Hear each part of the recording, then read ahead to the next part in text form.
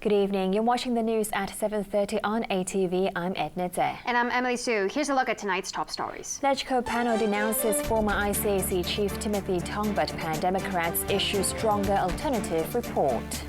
Xi Jinping warns that Sino-US confrontation will be disastrous and calls for mutual trust.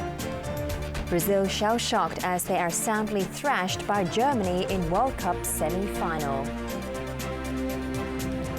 The LegCo Select Committee has denounced former ICAC Commissioner Timothy Tong for tarnishing the reputation of the anti-graft body by spending public funds lavishly. But 5 pan-Democrats on the panel issued their own report after accusing their colleagues of watering down the allegations against Tong. Former ICAC Commissioner Timothy Tong was back in the spotlight today as the LegCo Select Committee published its report on the misuse of public money during his 5-year tenure. The 328-page document condemned the way Tong entertained guests and hosted official activities, saying it doesn't commensurate with the values of probity and integrity advocated by the ICAC and has damaged the image of the ICAC, thus tarnishing its reputation. The committee said 85 of the 240 official meals Tong hosted exceeded expenditure ceilings and slammed him for not being frugal with public money. Tong was criticized for a lack of vigilance when bestowing expensive gifts of a personal nature, which can easily give rise to corrupt practices. The document took note of Tong's 35 duty visits, saying he focused too much on promoting Hong Kong's anti-corruption regime abroad and neglected his responsibilities at home. It also raised doubts about whether Tong, now a member of China's top political advisory body, the CPPCC, had thoroughly considered that his unduly close contacts with mainland officials might have shaken public confidence in the impartiality of the ICAC. Select Committee head Ip Kwok Kim slammed the corruption watchdog for not providing lawmakers with enough evidence to determine whether Tong mishandled matters during his tenure between 2007 and 2012. Ip said it was regrettable, but the ICAC said this evening that it did not conceal information intentionally. The report was endorsed by the 8 pro-establishment members of the committee. The 5 pan-Democrats on the panel decided to publish their own version because they wanted to use stronger language to denounce Tong. In the alternative report, the Civic Party's Dennis Kwok said the former ICAC chief has set a bad precedent and took the lead in damaging the Commission's tradition of probity, which was established with great pains. It also took Tong to task for his evasive attitude and double talk during the committee's hearings and labeled some of his answers as unreasonable, absurd, and ignorant. At a news conference, 4 of the 5 pan-Democrats on the panel slammed the Select Committee for being undemocratic because pro-establishment members were unwilling to consider their views. I think it is definitely incomplete, and also it was definitely trying to water down or to dilute the gravity of the allegations that were made against the commissioner. And we wouldn't allow that to happen, and that's why we issued an alternative report. The pro-establishment camp hit back, saying some of the statements suggested by the pan-Democrats were rejected because they implied that Tong had committed a criminal offense, something which is up to law enforcement bodies to determine. We don't have any need to dilute the gravity of any allegation against Mr. Tong. We also use the term like condemn, which is not lenient at all. The opposition lawmakers urged the graft buster to publish its internal criminal probe on Tong when it's completed, review the way the commissioner is appointed, and give senior staff access to a safe channel to lodge complaints against officers above their rank. In a statement issued today, Tong disagreed with the Select Committee's report and absolved himself of tarnishing the ICAC's reputation, claiming that was caused by the extensive media coverage of the scandal. The Commerce and Economic Development Bureau said the Tourism Commission had been criticized for failing to properly manage the $250 million mega events fund. But the chairman of the fund's assessment committee and a pro-government lawmaker were let off lightly for the failings. ATV's Arthur Okeola reports. On behalf of the chairman of LegCo's Public Accounts Committee today released the results of its investigation that was launched after the government auditor accused the $250 million Mega Events Fund, the MEF, of having little to show for its efforts. The fund was set up in 2009 to subsidize major events that attract international attention to the city and showcase local culture. The LegCo panel concluded that the government had failed in areas such as the handling of equipment and services for events and ensuring that leftover funds were returned.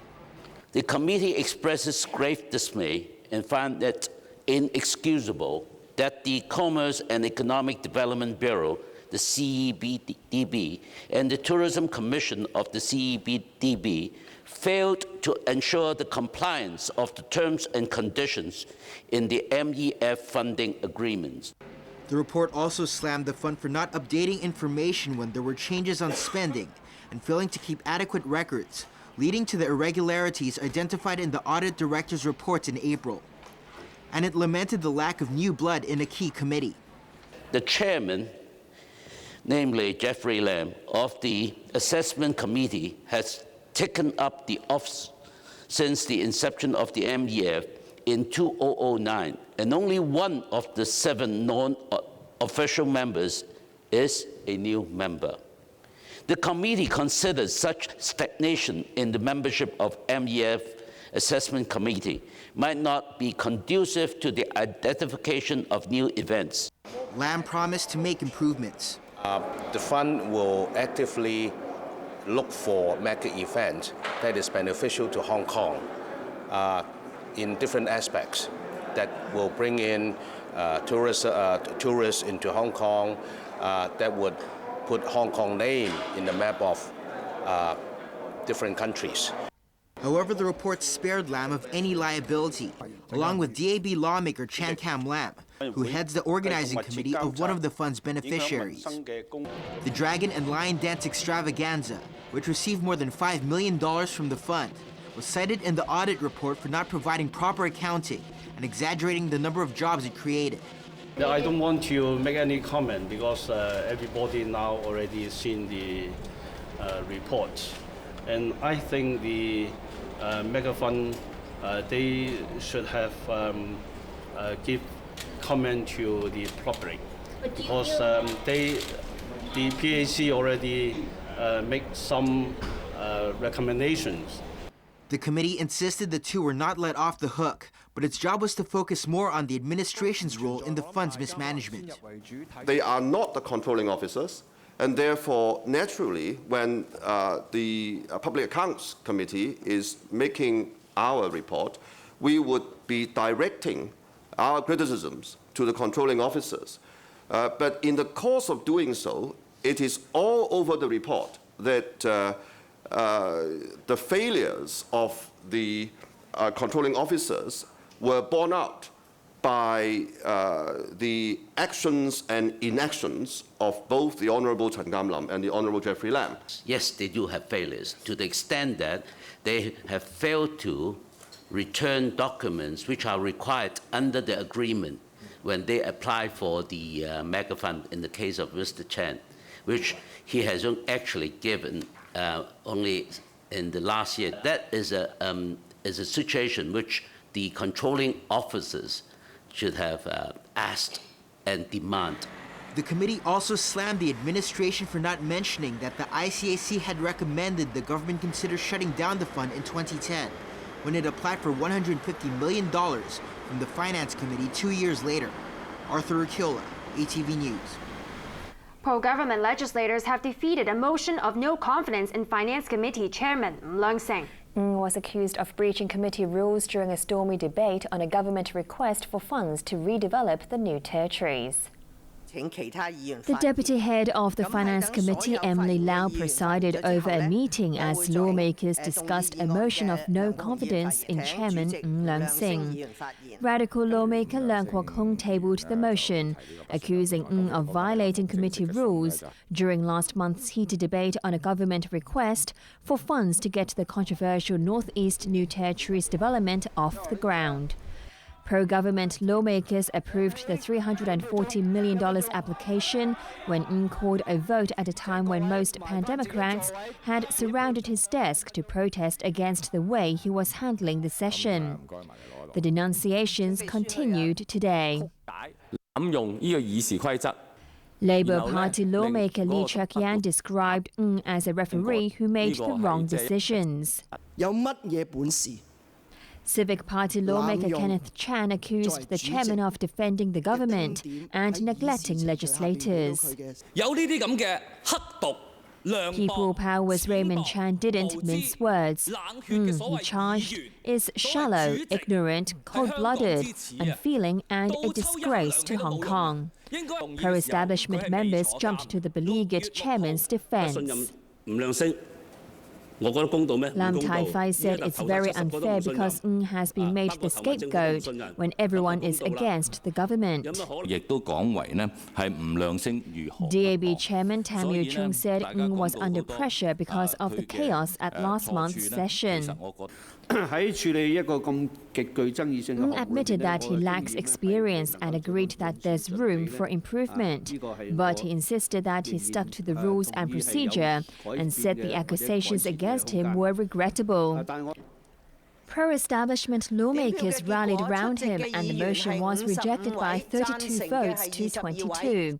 Speaking after the meeting, a defiant Ng vowed not to step down. I will follow the decision of the members of the committee, so I will try to control the meeting as what we had done already. The committee's final session is on Friday, but with 44 government funding requests still in the queue, extra sessions will be held on Saturday. President Xi Jinping has warned that a confrontation between China and the U.S. would be disastrous and called for mutual trust and respect. For its part, the U.S. said it's committed to a policy of cooperation with China. ATV's Winnie Wong reports.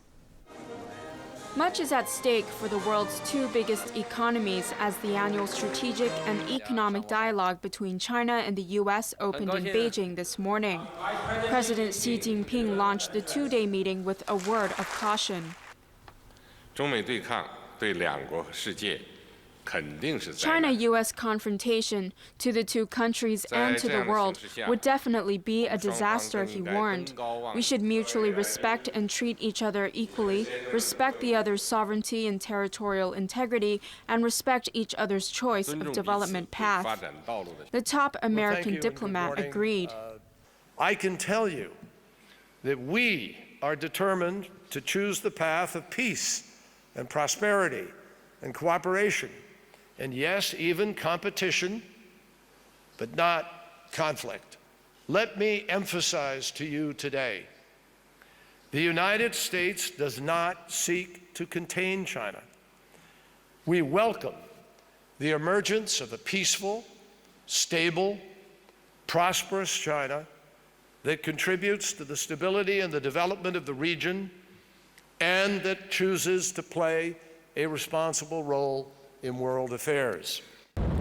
The talks take place at a time when tension is rising because of maritime territorial disputes between China and its neighbors Japan and the Philippines, which are allies of Washington.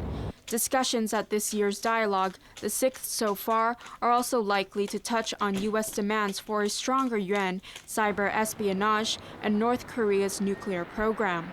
Despite sometimes strained ties, U.S. President Barack Obama said in a message that Washington is committed to building a new model of relations with China based on cooperation and the constructive management of differences. Winnie Wong, ATV News. In the World Cup, Brazil were left shell-shocked after a stunning 7-1 thrashing by Germany in the semi-finals. It was all over for the hosts when the Germans banged in 5 goals in the first 30 minutes as Brazilians could only look on in despair and disbelief. ATV's Leung reports. A nation mourned and the faces of Brazilian fans said it all. Just 2 hours earlier, there was excitement in the air at Belo Horizonte when Brazil took on Germany in the first semi-final of the World Cup. Brazil were missing their golden boy Neymar, who was injured, but his absence failed to explain the national nightmare that began in the 11th minute when Thomas Müller opened the floodgates with Germany's first goal. Miroslav Klose made it 2-0, slotting in a rebound for his 16th World Cup goal to become the all-time top scorer in football's premier competition. Tony Kroos refused to be left out of the party, and he contributed Germany's third.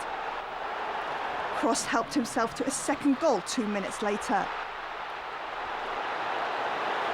And after only 30 minutes, it was 5-0 to Germany when Sami Khedira got into the act. The writing was on the wall for Brazil in the second half after substitute Andre Schürrle tapped in a cross from Philipp Lahm in the 69th minute. Schürrle was not finished. He fired in his second off the underside of the crossbar, 7-0, and Germany were cruising, much to Brazil's despair. Oscar's goal in the last minute was poor consolation for the home side. When the final whistle was broken, a nation was left heartbroken and in shock. Tempers flared up and several people were arrested when scuffles broke out. There are fears that anger over the humiliating defeat could prompt Brazilians to take to the streets again. Hundreds of thousands had marched earlier this year to denounce the use of public money on prestigious global sports events. Now protests are expected as ordinary Brazilians insist that they were right. The money should have been used for social services. President Dilma Rousseff is bracing herself for a political backlash when she seeks re-election in October, as Brazil's much-heralded footballers swallow the bitter pill of defeat. Still to come on ATV's main news tonight. At least 24 Palestinians killed as Israel steps up on air raids on Gaza. Top heart surgeon suspension was justified according to review panel. When it comes to weather, you know it's accuracy that matters. Weather report, tonight at 7:55. ATV World Spectacular. I'm called Hong Hei Kwon. What's your name? Fighting for justice. Intensified the misunderstanding with father. I'm not going to let you lose in front of your man father. Don't worry. The covered face could not be more familiar. That you bout was Manchurians, while admitting that you are a Han dog. This is none of your business. Get lost. Rebelling Qing dynasty to rebuild the Ming dynasty. Young man, come with me. I want to have a word with you. The legend of the Kung Fu Master is just on. The Kung Fu Master, tonight at 8:30. Stay close to fresh K-pop from the hottest selling artists to the up-and-coming superstars. Keep in touch with the latest chart of the Korean pop music scene on Samsung Digital Special, Pops in Seoul, Thursday at 6:25. Whatever you bring, take away. Thank you. Leave nothing behind. Thank you. Garbage causes pollution to the environment. Cleaning up is the responsibility of everyone. Every little action can help keep our shorelines clean and protect the marine ecology. Whatever you bring, you must take away. Thank you. Protect our coast. Leave no trace. Having gone through ups and downs,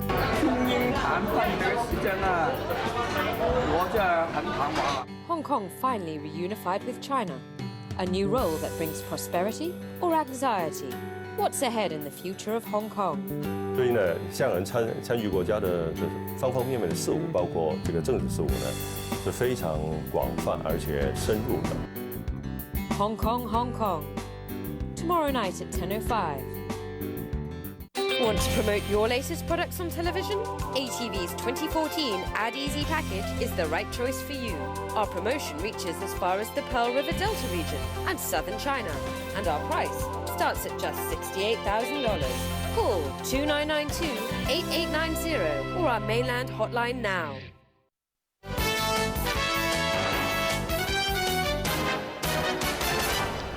At least 24 Palestinians, 3 of them children, have been killed in Israeli airstrikes on the Gaza Strip. Israel threatened a ground offensive as Palestinian groups in Gaza continued to fire rockets, most of which were intercepted. The Palestinian casualty list is growing longer as Israel stepped up its air offensive on the Gaza Strip. At least 24 Palestinians were killed in attacks on 150 targets. Most of the victims were members of the Palestinian group Hamas, but at least 3 children were among the dead. The air raids came as Hamas militants fired rockets into Israel. Most were intercepted by Israel's missile defense system, while others went astray. Israel released footage purportedly showing Hamas fighters emerging from the sea in the south of the country. They were killed as they ran across the beach. By daylight, the damage caused by the Israeli airstrikes was plain to see. Now there are fears that Israel would follow up the air offensive with a ground attack. Tanks have been massing at Gaza's border as Israel prepares to call up to 40,000 military reservists. As the casualty toll mounted, Palestinian President Mahmoud Abbas called on the international community to intervene. What's happening is not a war between two armies, he said. The Palestinian people are an unarmed people, people who live under occupation. The U.S. says Israel has the right to defend itself, and with Hamas vowing to continue retaliating against Israel, no immediate end is in sight to the cycle of violence. Japan has criticized North Korea for firing more missiles into the sea in defiance of international sanctions. But first, in a roundup of international news, voting has ended in Indonesia in the country's third presidential election. ATV's Ben Work reports. Polls opened across Indonesia this morning. Voters in the world's fourth most populous country were able to choose between a remnant of the old-school autocratic rule and one of the new breed of politicians who have emerged in a young democracy. One candidate, former Special Forces General Prabowo Subianto, voted in West Java and appeared confident. The 62-year-old's military career unravelled quickly after the 1998 fall of long-serving leader Suharto, who was also his former father-in-law. The ex-general is neck and neck in polls with Jakarta Governor Joko Widodo, who voted in the capital. Both 53-year-old Widodo and his opponent claimed victory when the polls closed this evening. Outgoing President Susilo Bambang Yudhoyono must step down as he's reached the two-term limit. Japan slammed North Korea today for launching more short-range missiles into the sea off its east coast early this morning. The missiles flew about 500 kilometers before crashing into the sea. The missile launch is a violation of UN sanctions, Chief Cabinet Secretary Yoshihide Suga told a news conference in Tokyo. Today's tests came just days after Tokyo scrapped some sanctions against Pyongyang. Torrential rains from Typhoon Neoguri continued to batter Japan's Okinawa island chain today. The storm left 2 people dead and threatens widespread flooding as it heads east to Japan's main islands. Tokyo may see heavy rain on Friday, but the impact on the capital is expected to be minimal. Ben O'Rourke, ATV News. Back locally, Security Chief Leung Kwok says not a single complaint of assault against officers was verified by the Independent Police Complaints Council in the past 5 years. His statement came after 5 activists protesting against Newtown development claimed that they were assaulted inside a police van after they were detained. Lai dismissed suggestions to install security cameras inside police vehicles, as this could lead to claims of privacy violation. He said the police watchdog deals with all complaints efficiently and professionally. An independent review committee says a public hospital was justified in stopping a leading doctor from performing heart surgery. Cardiologist Yu Chuk-man lodged a complaint after the Prince of Wales Hospital suspended him. Winner Wang reports. After a year-long review, an independent committee said the Prince of Wales Hospital was justified in suspending top cardiologist Yu Chuk-man. He was forced to stop performing heart surgery in February last year and had to step down as head of cardiology after some colleagues voiced concern about his work. 11 of Yu's patients in 2012 suffered serious complications after surgery, and 4 of them died. Yu said the complications arose from other factors. But the review committee set up by the hospital authority today agreed with the suspension. The report clearly points to the fact that Professor Yu seemed to be quite self-confident and did not actively, I think, solicit or actively receive the help of his colleagues. I think in the medical profession, when you're working as a team, it is very important that everyone helps each other out. And that's when you face a particular difficulty, that is important that if there are other colleagues around you who are able to help, assist, to alleviate the situation, then it is quite sensible to take it. But the report also said Yu's colleagues had not followed proper procedures when reporting him, and he was not adequately informed of the details of his case. The experts suggested that he be allowed to perform simple operations. Yu defended himself when he responded to the report. Although they insist in a broad sense that the suspension is justified, but in fact, based on the development of the whole process, in fact, they had already admitted that the total suspension of all my procedures in the operating room is actually incorrect. Yu is currently waiting for an official confirmation allowing him to carry out minor surgery. Winna Wong, ATV News. Inflation on the mainland eased last month thanks to cheaper food. Analysts say that the dip in the consumer price index gives China room to loosen its monetary policy to sustain economic growth. ATV's Ann Chang reports. A drop in food prices on the mainland has been credited with a dip in the inflation rate. Last month, the consumer price index in the world's second biggest economy stood at 2.3%, compared with 2.5% in May. The data released today by the National Bureau of Statistics pointed to a gradual stabilization of the economy. Inflation eased because of a slow rise in food prices. In June, food rose 3.7% from a year ago, compared with a rise of 4.1% in May. Food accounts 1/3 of the weighting in the CPI. Economists had mixed reactions to the data. While some say China appears to have tamed inflation, others argue that it's a sign that demand in the domestic economy is lukewarm.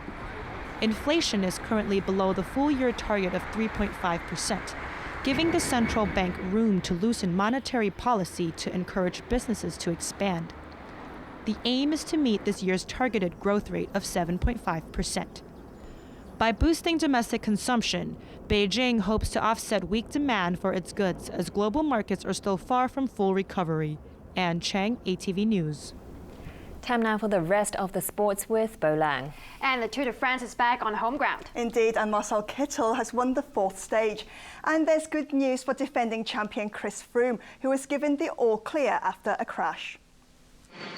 After 3 days in England, cycling's most prestigious race has returned to France. But not long after the start of the 4th stage, defending champion Chris Froome crashed to the ground. The Briton picked himself up and rejoined the 163-kilometre race after treatment, but his injuries were clearly visible. Marcel Kittel of Germany picked up his 3rd victory in 4 days, but Italian Vincenzo Nibali retains the yellow jersey, although his lead was cut to just 2 seconds. Former Chelsea and England defender Ashley Cole was mobbed by reporters and fans when he arrived in the Italian capital to finalise his free transfer to Roma.